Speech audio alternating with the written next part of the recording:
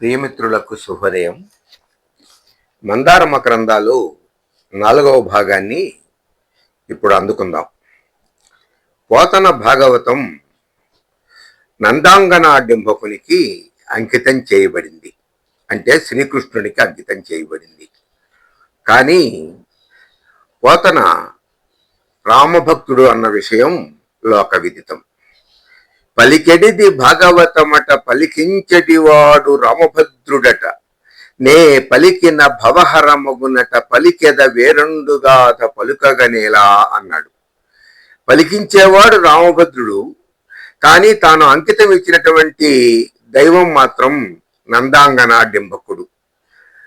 మహాభాగవతంలో, ఆంధ్ర మహాభాగవతంలో తొలి పద్యం, రాని తెలుగువాడు ఉండడు, వానలో తడవనటువంటి వాడు, మల్లెపూల వాసన తెలియనటువంటి వాడు, భాగవతంలో పద్యం రానివాడు తెలుగువాడు కాదు అన్నాడు సి నారాయణ రెడ్డి గారు ఒక సమయంలో. అటువంటి పోతన భాగవతంలో మొట్టమొదటి పద్యం ఇలా ఉంది: శ్రీ కైవల్య పదంబు చేరుటకునై చింతించెదన్ లోక రక్షైకారంభకు భక్త పాలన కళా సంరంభకున్ దానవోద్రేక స్తంభకు కేళిలోల వెలస దృగ్జాల సంభూత నానా కంజాత భవాండ కుంభకు మహానందంగనాడింబకున్. కృష్ణుడు దేవకీ వసుదేవుల పుత్రుడు, కానీ ఆయన యొక్క బాల్యం అంతా కూడా మధుర మలకాలన్నీ కూడా గడిచింది రేపల్లెలో.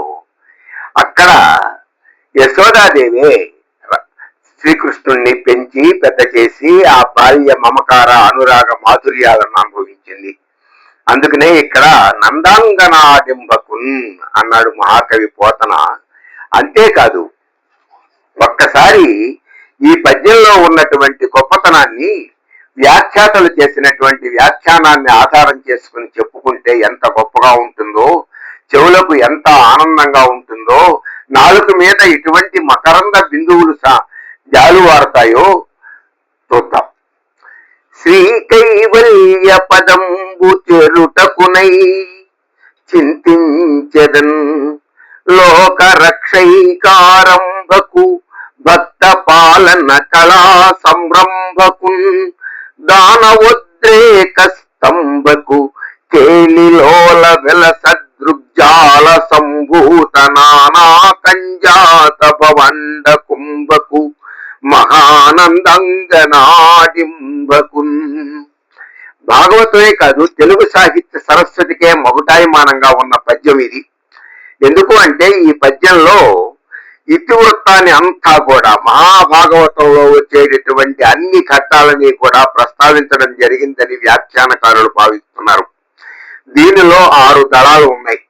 మొదటిది శ్రీ కైవల్య పదంబు చేరుటకునై చింతించెదన్, ఇది ప్రథమ దళం.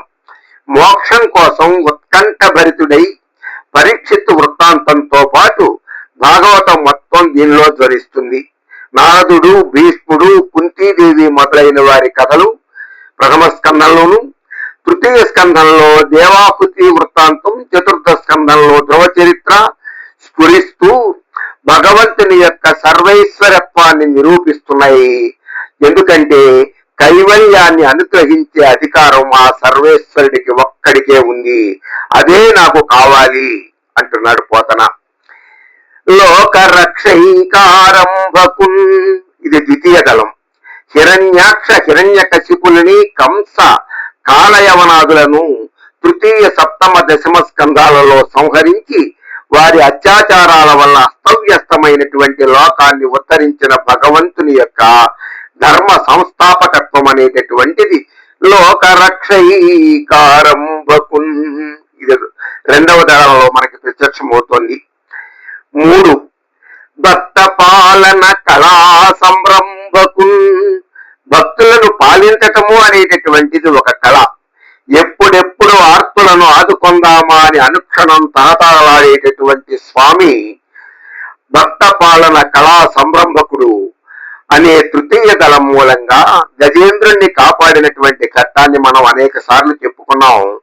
మహావిష్ణువు వైకుంఠం నుంచి బయలుదేరి సిరికింజప్పుడు శంఖచక్ర యుగముంచేదోయి సంధింపనే పరివారముంజేరడ బ్రగపతిన్ బన్నింపడు ఆకర్ణికాంతర తమ్మిల్లము చక్కనొత్తడు వివాద ప్రోత్సత శ్రీకుచో పరిచరాంచలమైన వీడడు అంటూ చెప్పినటువంటి శిష్ట రక్షణ పరాయణత్వాన్ని చాటుతుంది ఆ మూడవ దళం. 4 దానవోద్రేక స్తంభకున్. ఇది చతుర్థ దళం వల్ల అష్టమ స్కంధంలోని వామనావతారం ఎంజకమవుతుంది. ఎందుకయ్యా అంటే పై మన్వంతరంలో ఇంద్రుడు కావలసిన బలి వరబలంతో ముందుగానే స్వర్గాన్ని ఆక్రమించి ఇంద్ర బలాన్ని కోరుకున్నాడు. ఆ దానవేంద్రుని యొక్క ఉద్రేకానికి పగ్గాలు వేసి స్తంభింప చేయటం కోసం దుష్ట శిక్షణాచనుడైనటువంటి స్వామి వామనుడిగా ఆవిర్భవించి దానవోద్రేక స్తంభకుడయ్యాడు. 5 కేలిలోల విలసదృగ్జాల సంభూత నానా కంజాత భవాండ కుంభకున్. విశ్వకర్తృకత్వాన్ని వెల్లడించే సూర్యవంశ చంద్రవంశాల చరిత్రని 9వ స్కంధంలోను, స్వామి విలాసంగా తిప్పే కళ్ళలో నుంచి బ్రహ్మాండాలు ఉద్భవిస్తాయని, సృష్టి జరుగుతుంది అని, నిజానికి స్వామి కళ్ళు సూర్యచంద్రులుగా ఉన్నాయి అని, ఆయనే ఈ సమస్తమైనటువంటి భువన భాండాన్ని కూడా నిర్మిస్తున్నాడు అని, రక్షిస్తున్నాడని చెబుతున్నాడు పోతన్న. తేలిలోల విలస దృగ్జాల సంభూత నానా కంజాత భవాండ కుంభకుడు మహానందాంగనాడింబకున్. కృష్ణలీలా సర్వస్వమైనటువంటి దశమ స్కందానికి ప్రతీక నందాంగనకు ఈ మాట వింటే చాలు ఎంత ఆనందం పొందుతుందో ఆ యశోదా తల్లి.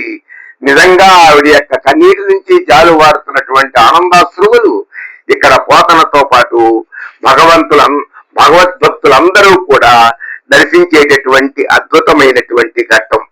అయితే ఇక్కడే పోతన గారి నుంచి వచ్చినటువంటి, పోతన గారి కలం నుంచి వచ్చినటువంటి సరస్వతి ప్రార్థనలు తెలుగు సాహిత్యంలో శాశ్వతంగా నిలిచిపోయాయి. వాటిని గురించి మనం ఒక్కసారి వేరే ఘట్టంలో చెప్పుకున్నాం. నేను నా కావ్యాలని ఇమ్మనుజరాగములకిచ్చి పురంబులు వాహనంబులు సొమ్ములు కొన్ని పుచ్చుకొని చొక్కి శరీరము వాసి కాలు చేసమ్మెట ప్రేటులంబడక సమ్మతి శ్రీహరికిచ్చి చెప్పే ఈ బమ్మెర పోతరాజొకడు భాగవతంబు జగద్దితంబుగన్. స్వస్తి.